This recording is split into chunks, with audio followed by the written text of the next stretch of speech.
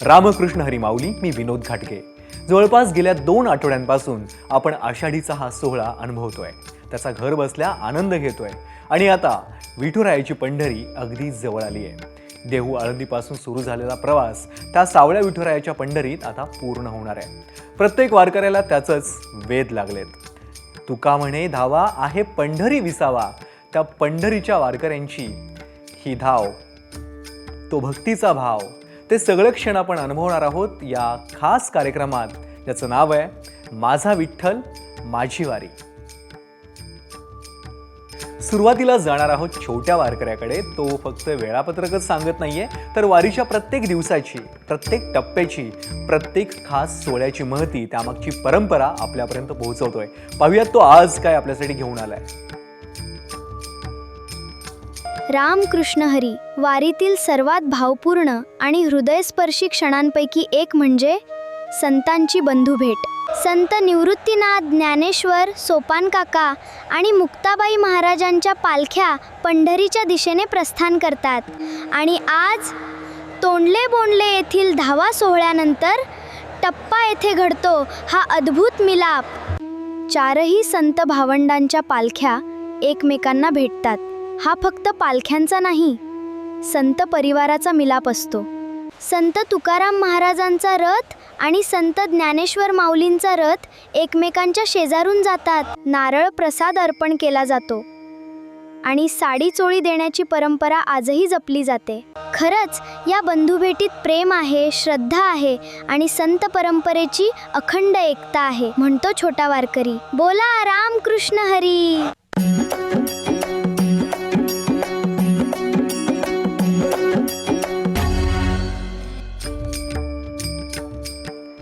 या पालखी सोहळ्यामध्ये असा एक टप्पा येतो जिथं वारकरी विठुरायाच्या ओढीनं धावायला लागतात.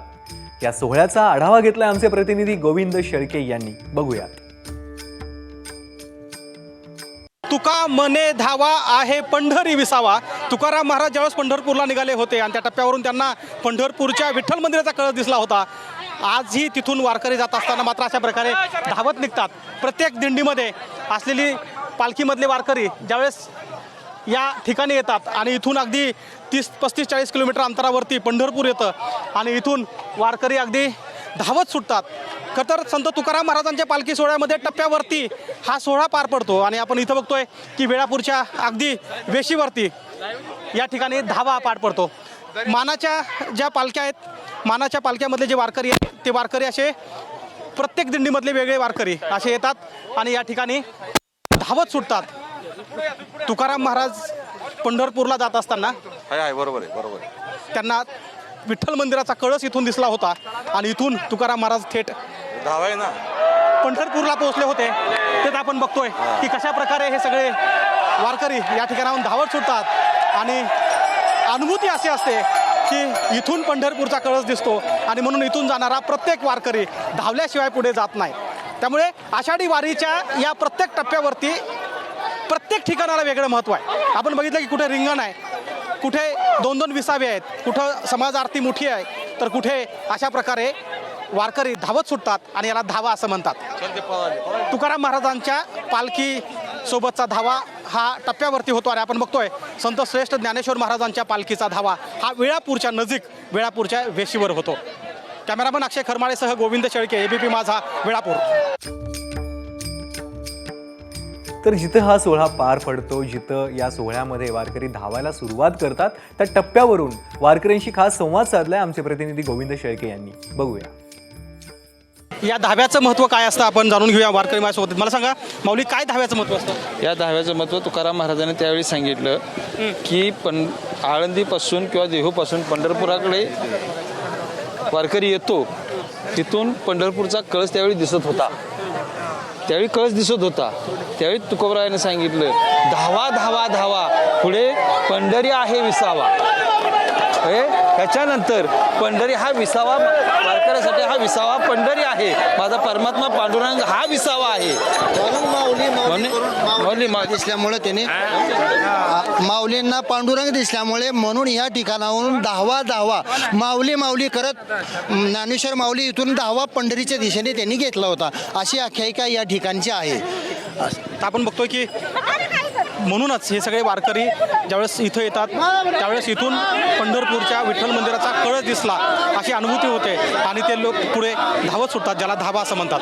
कॅमेरामन अक्षय खरमाळेसह गोविंद शेळके, ABP माझा, वेळापूर.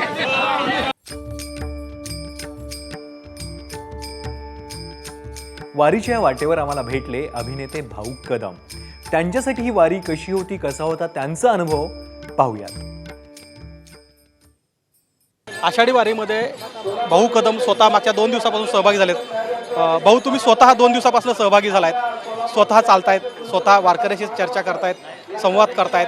काय भावना आहे तुमची? खरं तर म्हणजे हे फार वेगळं जग आहे, जिथं तुम्ही काम करता ते आणि हे फार वेगळं आहे. वेगळं आहे आणि खरंच हा आनंद प्रत्येकाने घ्यावा. एक वर्षी तरी, दरवर्षी नाही जमलं तर कुठल्या तरी वर्षी येऊन हा आनंद घ्यावा. कारण हे ना ते विठू माऊली तू माऊली जगाची, माऊली तू मूर्ती विठ्ठलाची.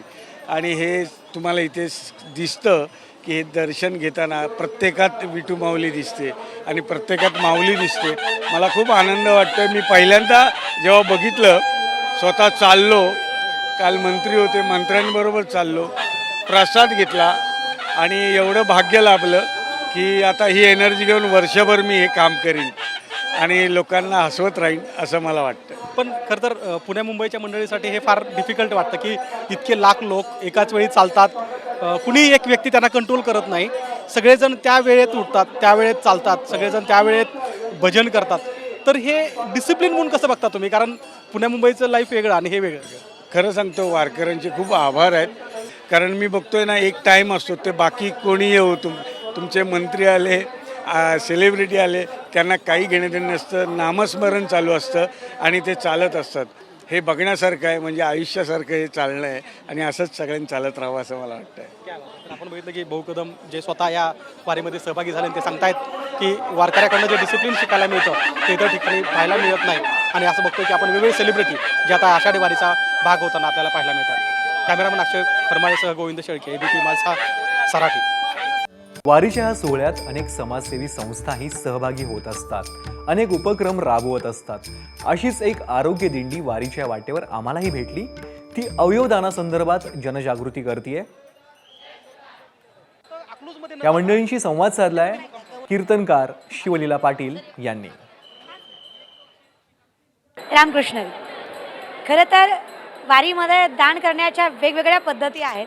जसं की अन्नदान आहे, लोक श्रमदान करतात, तनमन धनाने आपली सेवा परमात्म्याचरणी रुजू करण्याचा प्रयत्न करतात. आणि सगळ्यात श्रेष्ठ दान जर काय असेल तर आपल्या मृत्यूनंतर सुद्धा आपला उपयोग पुढच्याला झाला पाहिजे. आपले नेत्र बंद झाले तरी आपल्या नेत्रांनी कुणीतरी ते जग पाहिलं पाहिजे. आपल्या हृदयाने कुठेतरी ते धडकत राहून आपला जो उपयोग आहे तो आपल्या नंतरही व्हावा. कारण तुकोबारांच्या मतानुसार तुका म्हणे एक मरणेची सरे, उत्तमची उरे कीर्ती मागे. वैष्णव हा जरी शरीराने गेला तरी वैष्णव हा अखंड असतो. आता हे झालं आध्यात्मिक दृष्टिकोनातून. पण हे जर सायंटिफिकली करायचं असेल, हे जर विज्ञान दृष्टिकोनातून करायचं असेल तर काय करावं लागेल? तर अर्थात ही सगळी मंडळी त्याच्यासाठी अट्टहास करतात. या पनवेल महानगरपालिका वैद्यकीय आरोग्य विभाग यांच्या माध्यमातून ही आरोग्य दिंडी चालू आहे, जी गेली 12 वर्ष अर्थात एक तप यांचं पूर्ण झालं आहे. आणि ते अवयवदानाची माहिती समाजापर्यंत पोहोचवत आहेत. आणि दिंडीतल्या बऱ्याच लोकांनी ते अवयवदान केलं आहे सुद्धा. कारण शेवटी कसं असतं, माहिती पोहोचवली गेली पाहिजे. ती एकदा पोहोचवली गेली की माणूस त्याच्यामध्ये परिपूर्ण व्हायला काही मागे पुढे बघत नाही. आपण त्यांचा अनुभव आणि त्याच्या पाठीमागचा हेतू विचारूयात. रामकृष्ण हरी सर. रामकृष्ण हरी. मी डॉक्टर कैलास जवादे, दोस्त मुंबई या संस्थेचा संस्थापक आहे. पनवेल महानगरपालिका आणि दोस्त मुंबई यांच्या संयुक्त विद्यमानं अवयवदान आणि आरोग्य सेवा दिंडी या नावानं हा उपक्रम चालू केलेला आहे. गेली 12 वर्ष आम्ही हा उपक्रम वारीमध्ये राबवत आहोत. पथनाट्य, भारूड, अभंग, माहितीपत्रकं अशा विविध माध्यमातून वारकऱ्यांसोबत संवाद साधत त्यांना अवयवदानाचं महत्त्व पटवून देण्यासाठी आमची टीम कार्य करते. देहूपासून पंढरपूरपर्यंत हा उपक्रम चालवला जातो. अनेक वारकरी आमची माहिती सांगितल्यानंतर, पथनाट्य बघितल्यानंतर अवयवदानासाठी उत्स्फूर्तपणे तयार होतात. आत्ताच या वारीमध्ये नेहमी दिसणारे गाडगेबाबा यांनी देहदानाचा संकल्प थोड्या वेळापूर्वीच या ठिकाणी केलेला आहे. आणि असे बरेचसे जण वारीमध्ये अवयवदानाचा संकल्प करतात. त्यामुळं दरवर्षी आम्ही ही ॲक्टिव्हिटी जोमानं करत असतो. साधारण 40 जणांची टीम या ठिकाणी आमच्यासोबत असते आणि पथनाट्य सादर करून अवयवदानाविषयी माहिती आम्ही देत असतो. अर्थात जसं नाथबाबांनी समाजापर्यंत परंपरा पोहोचवण्यासाठी भारूड ही परंपरा रुजू केली, जिथे प्रत्येक विनोदी अंगातून लोकांपर्यंत परमार्थ पोचावा, हे आत्मज्ञान पोचावं, तसंच हे अवयवज्ञानाचं या अवयवदानाचं महत्त्व लोकांपर्यंत पोचवायसाठी पथनाट्य या सगळ्या गोष्टींचा वापर करत ही सगळी पनवेलकर मंडळी समाजाला एक चांगल्या मार्गावर नेत आहेत आणि त्याच्यामध्ये त्यांचा हातभार आहे. मी तुम्हाला या कार्यासाठी शतशः प्रणाम करते आणि असंच तुमचं कार्य वृद्धिंगत होत राहो ही माऊलींकडे प्रार्थना करते आणि आपणही आपला उपयोग आपल्या मृत्यूनंतर सुद्धा व्हावा, आपण खरा वैष्णव होण्यासाठी यामध्ये हातभार लावावा ही विनंती. रामकृष्ण. आपल्या या वारी सोहळ्याच्या पहिल्या दिवसापासून छोटा वारकरी आपल्या सोबत आहे. तो वारीची ही संपूर्ण परंपरा त्याच्या गोड शब्दात आपल्यापर्यंत पोहोचवत आहे. पण हा छोटा वारकरी नेमका आहे तरी कोण? काय आहे त्याच्या जन्माची कथा? जाणून घेऊया. प्रत्येकाच्या घरामध्ये छोटा भीम हे कॅरेक्टर काही नवीन नाही आणि म्हणून असा कुठला छोटा मुलगा नसेल की ज्याला हे कॅरेक्टर माहीत नाही. आणि छोट्या मुलामुळं घरातल्या मोठ्या माणसाला सुद्धा ती अगदी कॅरेक्टर ज्ञात झालं आहे. आणि ABP माझानं त्याच धर्तीवरती जसा छोटा भीम तसा छोटा वारकरी, हा छोटा वारकरीसुद्धा छोटा भीमसारखाच कशी स्टोरी क्रिएट करतो. पण हा जो छोटा वारकरी ABP माझाच आहे तो मात्र रिअल आहे. तो हातामध्ये म्हणजे ज्या ठिकाणी वारकरी थांबले त्या ठिकाणी फेरफटका मारतो. आणि आम्ही हे तुम्हाला पहिल्या दिवसापासून म्हणजे आषाढी वारी सुरू झाल्यापासून अगदी पहिल्या दिवसापासून नित्यक्रम दाखवतो आहे की आमचा छोटा वारकरी वारकऱ्यात जातो, रोजच्या दिवसाची अपडेट देतो. पण ही तयार कशी होते?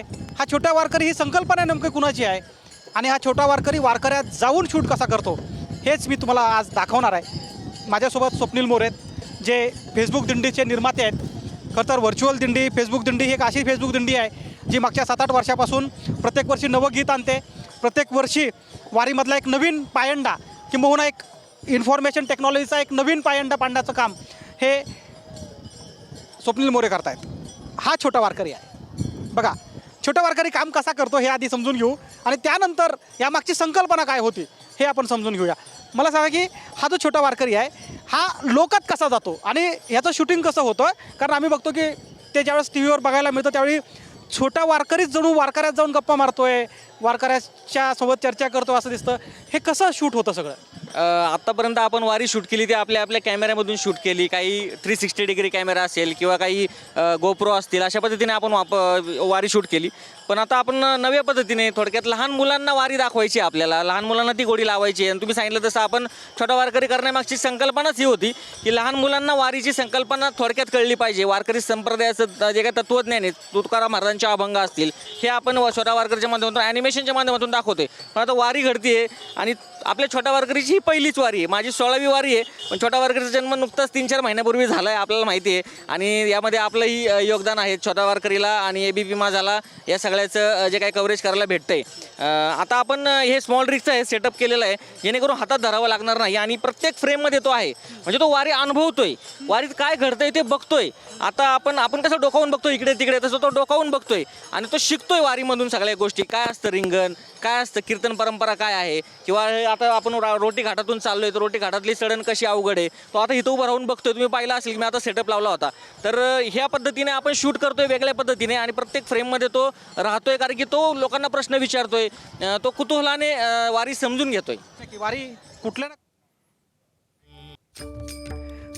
तर यासह माझा विठ्ठल माझी वारी या कार्यक्रमात आता वेळ झाली. इथेच थांबण्याची. उद्या पुन्हा भेटणार आहोतच. पाहत रहा ABP माझा.